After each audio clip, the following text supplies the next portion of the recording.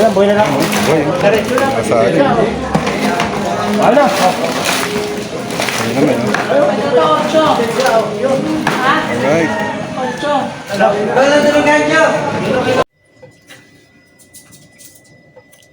So guys, ito lulutuin natin guys.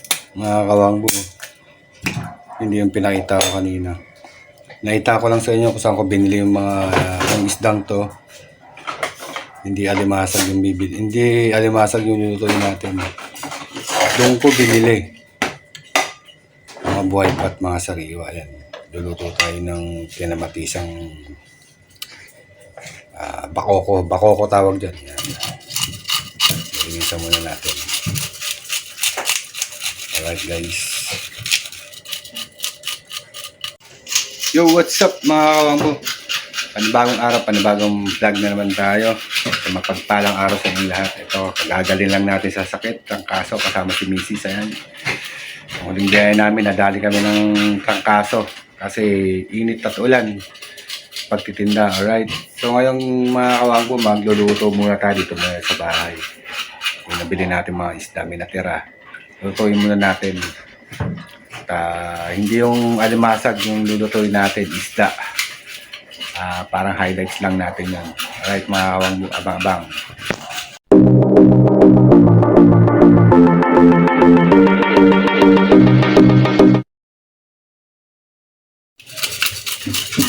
So ayan, niluluto ni Mrs. Nililinis pala. Ayan, linisin mo na yan. Magagaling lang ni Mrs. sa trangkaso, hindi pa actually magaling.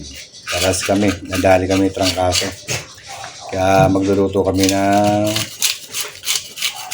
kinamatisang bakoko, kinamatisang isda.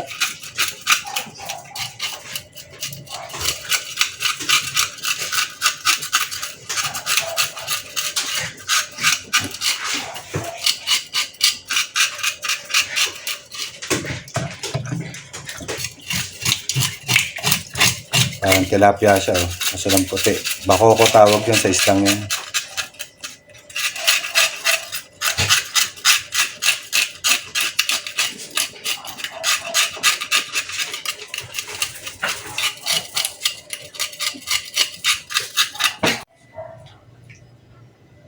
So ayan mga kawangbo, nalinis na. Nalinis na natin 3 piraso yan. Malalaki yung mga kawangbo sa tangkal yan. Meron na rin tayo ditong sili. Magic. Baka naman. Tsaka sandamakmak na kamatis. Mura kamatis ngayon mga kawangbo. Kaya marami. May luwi na tayo sibuyas. Ayan. Maraming kamatis. Kamatisan natin to. Para masarap. Kamatis lang katapat niyan mga kawangbo. Ayan. Ayan ang pulang-pulang kamatis natin. Alright mga kawangbo. Ayan mga kawangbo, sariwang-sariwa yan. Alright. So ayan, nagsalang na tayo ng mantika. Salang na, ilagay na natin yung luya muna.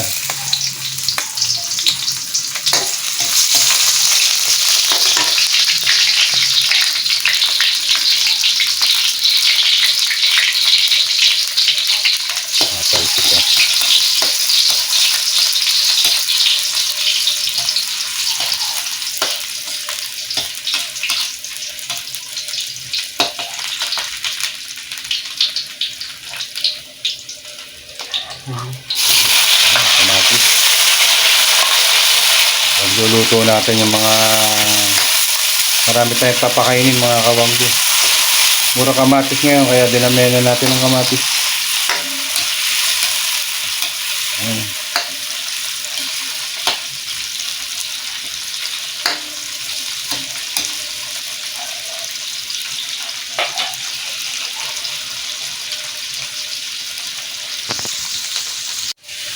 Ito mga kawangbo, pinamasarap talagang luto rito, may sabaw. Galing yung sigang to. Pero the best din dito ang kinamatisan. Prito, ganun. Pero the best to kinamatisan mga kawangbo. Bako ko yan. Napakalinamnam na isda nito mga kawangbo. Mahal pa kilo nito. Nasa 250 to 280 pa kilo nito. Benta ko na ito mga kawangbo 280. Ayun, natirang binenta natin kahapon. Natira ni rep ko muna. Yan, luto natin ngayon. Wala kaming ulam. So, ito ulam namin ngayon. Alright. Ayan, medyo durugin na natin yung kamatis.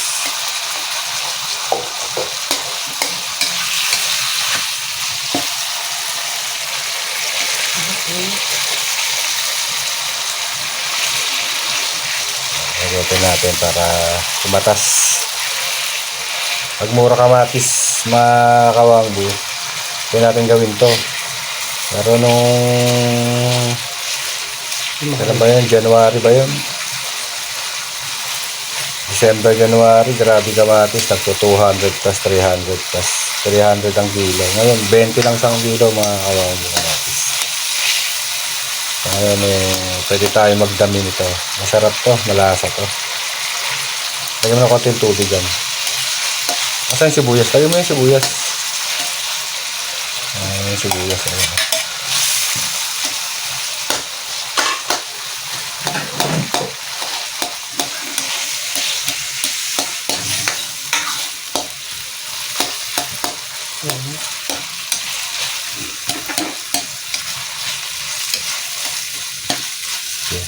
Kalami yung sibuyas nilagay ng asawa ko. May namatisan lang kailangan eh.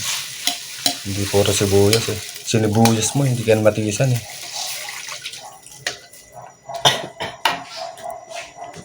Sinibuyas din yung misis eh. Hindi ka namatisan eh. Kaya ang title nito, sinibuyas na isda. Ang title. Hindi mo maalam kung para saan yung sibuyas. So ayan mga kawangbo, tingnan natin kumukulo na. Diba, ayan o. Kumukulay na yung kamatis. Sarap yan mga kawangbo pag ano.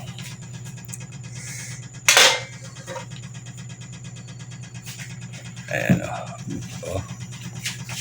Hindi mo rin sige.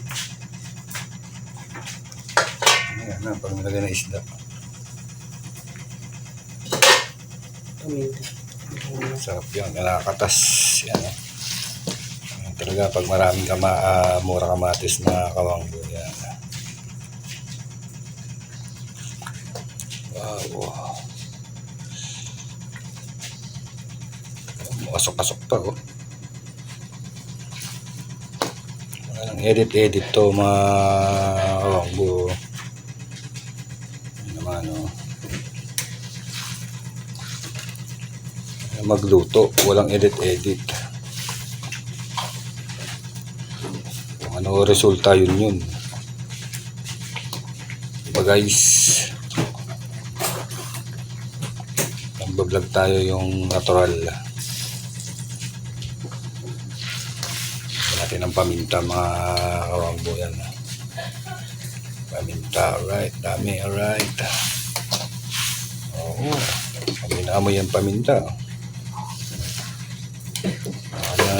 Kanya-kanyang diskarte na pagluluto yan. Mga baser ko dyan, bahala kayo. Tuto kayo ng sarili nyo. Lagyan natin na asin mga kawangbo. Okay. Close mo yan. Ayan. Alright. Tapos lagyan na natin yung isda.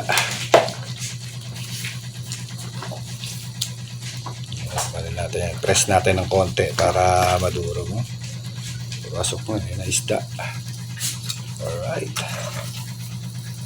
O ha. Kasariwa yan.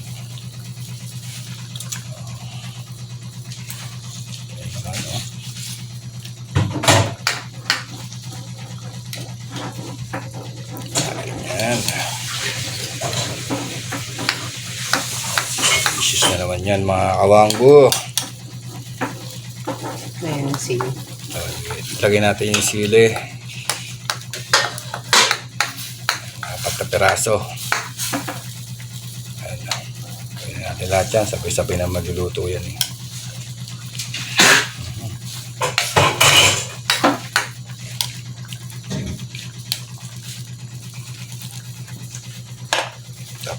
Takpan muna natin mga kawanggo at balikan na lang natin mamaya.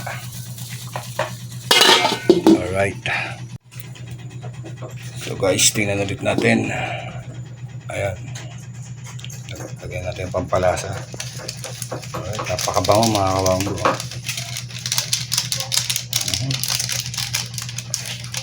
Sarap dyan. Kanya umusok-usok pa. Nasa mo, masyadong mahinaan.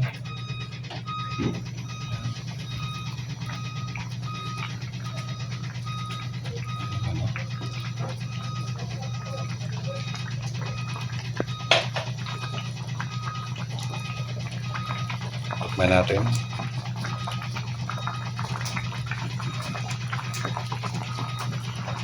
Malasahan kasi walang panlasa galing sa trangkaso. Lagyan natin konting asin. Alright. Ilalim mo yung sili para malusaw.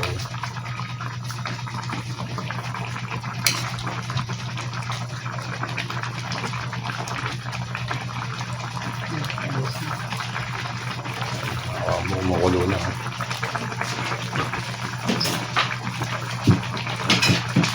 So, simpleng luto lang to mga kawanggo sa isdang bakoko mga kawanggo. Kanya naman. And the best yan, kinamatisan. Pag mura kamatis, yan ang gawin nyo mga kawanggo. The best yan. Kinamatisang bakoko. Diba? Alright. Natin mo hindi. Pagkita nyo naman.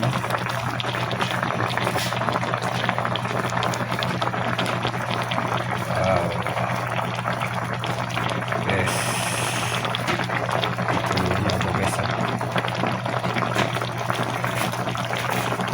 So, takpan muna natin ulit mga kawanggo at mga 2 to 3 minutes okay na yan.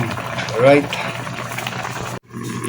So ayan mga kawanggo, luto na ang ating kinamatisang bakoko. Patayin na natin, kita nyo naman guys. So, wow, suabe. O diba, yun ang ulam natin ngayong gabi mga kawanggo. Guys, sa mga OFW natin dyan, sa mga kababayan natin OFW dyan, saan magpanig ng mundo, ingat po kayo lagi. Shoutout po sa inyong lahat, sa mga silent viewers po natin, sa subscribers, old subscriber, at sa mga magsasubscribe, maraming salamat po sa panonood ng aking mga upload. At huwag niyo po kalimutan mag-like and share ang video ito. Alright mga kawanggo. Guys, kita nyo napakabango. Diba? So hanggang dito lang mga kawanggo ating vlog. At ito ay update lang dahil wala tayong may vlog. Alright. Babus mga kawanggo, babus. Kain na tayo, kainan. Alright, sa mga nakakamiss ng lutong ito, lalo na sa mga FW natin. Ayan, pinagluto ko na kayo. Alright, bye-bye.